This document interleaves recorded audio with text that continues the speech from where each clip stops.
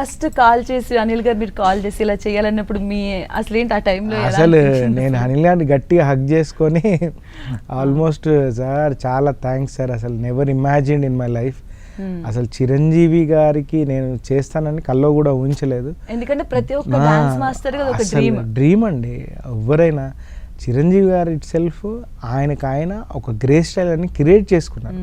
అంటే ఆయన డాన్స్ని ఎలా ప్రజెంట్ చేయాలి, ఏ డాన్స్ మాస్టర్ ఎవరు ఎంత కంపోజ్ చేసినా ఆయన యాడ్ చేసే గ్రేస్ స్టైల్ అది ఎవ్వరు అసలు అందరికీ ప్రతి ఒక్కరికి నచ్చి విజిలేసే మూమెంట్ ఆయన క్రియేట్ చేస్తారు. ఆయన ఇప్పుడు నేను చూపించిన మూమెంట్నే నార్మల్గా ఉంటుంది నేను చేస్తే, అదే ఆయన బాడీలోకి వెళ్ళి అది అవుట్ అయితే వేరే లెవెల్ విజిల్స్ మిమ్మల్ని గుర్తుపట్టేటట్టుగా అసలు. బట్ ఆయన దగ్గర నుంచి నేర్చుకున్న విషయాలు చాలా ఉన్నాయి. అంటే age is just a number, plus ఇంకోటి మనము మన వర్క్లో ఎంత డెడికేటెడ్గా ఉండాలి, దానికోసం ఆయన పడ్డ శ్రమ, ఆయన మలుచుకున్న విధానం, అంటే స్క్రీన్ ప్రెజెన్స్ ఎలా ఉండాలి, ఎంత అందంగా అనిపించాలి అనేది. అలాగే మన కెరియర్లో మనం కూడా ఎంత బాగా వర్క్ చేయాలి, ఇంకా మనకు ఆపర్చునిటీస్ వచ్చినా కొద్దీ ఇంకా బెటర్ చేస్తూ ఎలా వెళ్ళాలి, ఎంత హార్డ్ వర్క్ పెట్టాలనేది నేర్చుకున్నాం.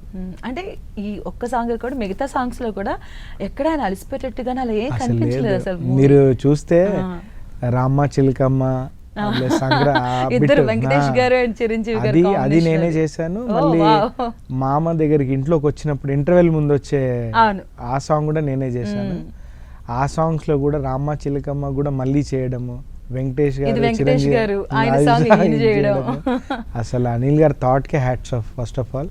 అది కూడా చేయడము, ప్రతి మూమెంట్ ఎంజాయ్ చేశానండి. ఇట్స్ ఎ మెమరబుల్ అండ్ లైఫ్లో మర్చిపోలేంది. ఆ గిఫ్ట్స్ అన్నీ చిరంజీవి గారు మా అందరికి వాచ్, ల్యాప్టాప్లు ఏది ఇచ్చినా మాకు పాట ఇచ్చి అందరి కొరియోగ్రాఫర్స్ని బ్లెస్ చేశారు.